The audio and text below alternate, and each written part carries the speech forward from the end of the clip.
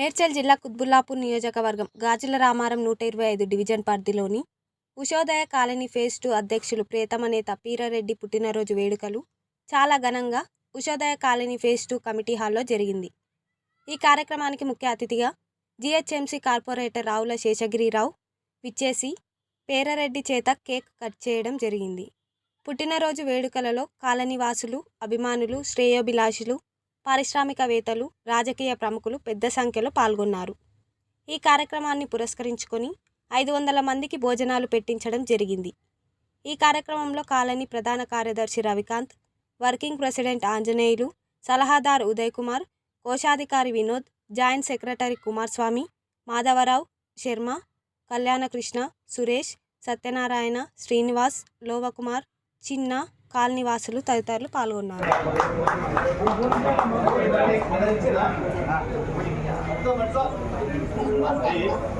పట్టుకోండి, అందరూ పట్టుకోండి.